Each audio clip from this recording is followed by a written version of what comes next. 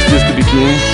A produção do Paul House, foi um produtor inglês. Esse foi, se não me engano, o terceiro ou quarto CD que ele produziu aqui no Brasil. E agora ele está produzindo um CD de uma porção de gente. Produziu o CD do Skank, produziu agora o acústico do Engenheiros. Fez do Kid de Abelha também, não foi? Foi. Kid de Abelha, exatamente. Então, o Paul é um super produtor. Agora, Biquíni Cavadão. Quem que deu esse nome à banda? Isso foi o Herbert,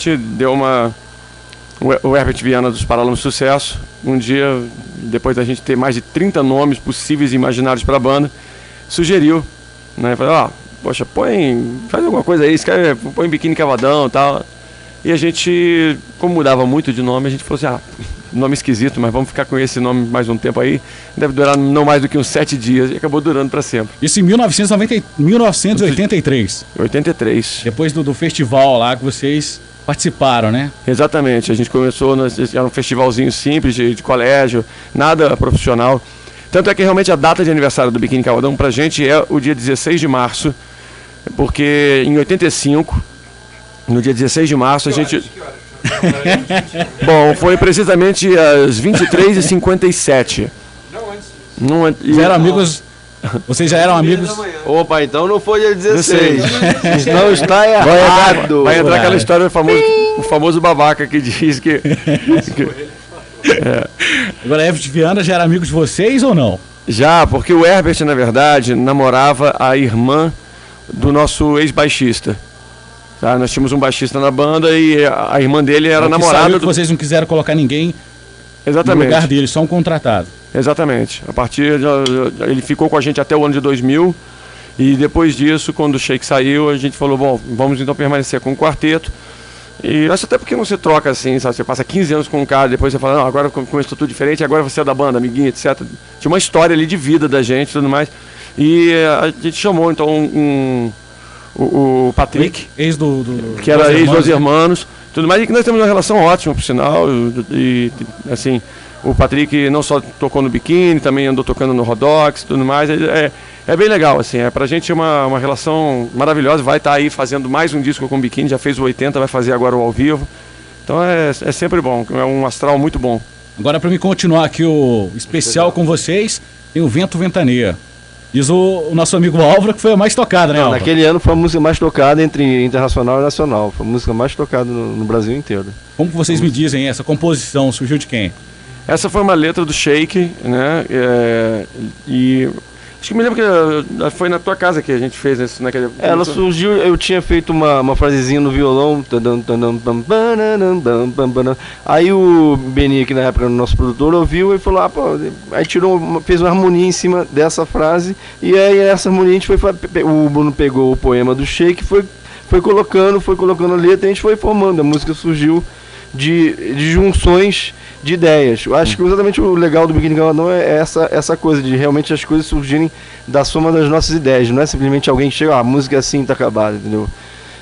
Não que eu tenha nada contra isso, não, mas no caso a gente é realmente isso. As ideias vão se juntando e no fim fica uma coisa que é a mistura. E eu acho isso que é o legal do nosso trabalho. E ela é muito pedida hoje nos shows? Com certeza, né? A gente é um dos pontos altos do show, né? Exatamente, tem essa coisa também agora, principalmente porque a música voltou a tocar na televisão, né? Quer dizer, tem a novela Deus Nos Acuda passando à tarde e é uma música que, poxa, permeou a novela completamente. Então, o pessoal agora está com ela na ponta da língua mesmo. E o ano dela? O ano é de 1900, a música foi gravada para o disco de 91, mas ela realmente passou a tocar a partir da metade de 92. E ela depende de onde você quer. Ela começou tocando no interior de Minas e no Nordeste, mas ela ganhou força a partir de agosto de 1992, e ficando ainda tocando a música até fevereiro, março de 93, ela ainda estava tocando muito forte. Se eu não me engano, esse disco foi um dos mais vendidos de vocês, né? Foi um dos discos mais vendidos, foi um dos grandes sucessos, é um disco que tem Zé Ninguém, que tem Impossível, né, que tem... Bem-vindo ao Mundo Adulto, Meu Reino também, tem Arcos, que é uma balada também que andou tocando já depois de todos esses sucessos, ainda teve essa baladinha. Então foi um disco assim que definiu um pouco a história do Biquíni como uma banda que tinha vindo para ficar mesmo, e não como uma coisa passageira. Porque no começo de 1991, o que aconteceu, que foi muito marcante, foi que todas as bandas surgidas na metade da década de 80 meio que estavam num ponto de decisão, né? Ele estava numa encruzilhada. E teve banda que realmente que acabou a partir dali, teve banda que de repente passou uma fase mais difícil. E ali foi o ano, começo da década de 90, foi exatamente o ano de afirmação do Biquíni como uma coisa que veio para ficar e não simplesmente para ser relegado a um período da história do rock brasileiro. E foi muito importante tudo isso. Vamos relembrar então, Vento Ventania, aqui no 98. Vento Ventania já se foi, né? Agora tem Timidez para entrar aqui no especial de vocês. Quero que vocês contem um pouquinho também da Timidez. A Timidez foi uma letra que, na verdade, era um desabafo, porque nessa época que a gente fez a música, nós tínhamos 16, 17 anos e éramos realmente muito, mas muito tímidos. E tinha aquela velha história, as meninas no colégio sempre, né, de olho nos rapazes com mais de 20 anos. E era engraçado isso, como é que eu me lembro que quem tinha mais de 20 anos era uma coisa assim, era como um adulto pra gente, sabe? E então a gente olhava para aquilo ali, aquela diferença quando, sabe, 2, 3 anos fazem toda a diferença. E a gente não conseguia, a gente era apaixonado às vezes por uma menina e não conseguia nem dizer nada para ela, de tão tímido que era. Então parece meio paradoxal isso, né, sabe, é meio contraditório você dizer que, pô, para você resolver esse problema, você fez uma música, subiu em cima de um palco e cantou, na verdade, nada esconde minha timidez. Mas foi a maneira como a gente soube tratar essa timidez. E eu confesso que mesmo hoje, né, que a gente, pô, acho que hoje qualquer relação que a gente começa, eu acho que ainda rola esse friozinho na barriga, como diz, né? Eu acho que ainda isso não se perdeu.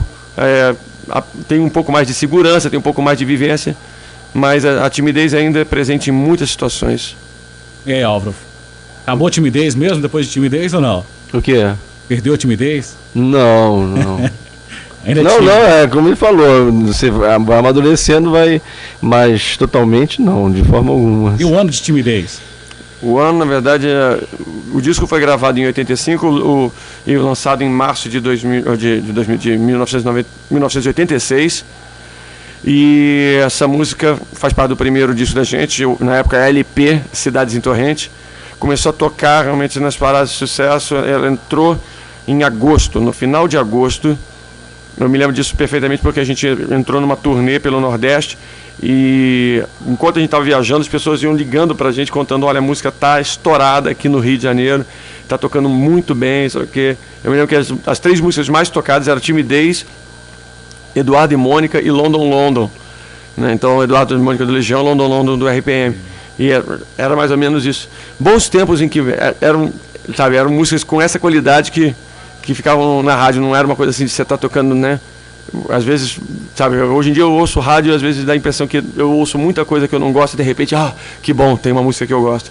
Eu não sinto tanto isso acontecendo como acontecia naquela época. Naquela época você ouvia uma música legal, tocava outra, pô, essa também é muita maneira.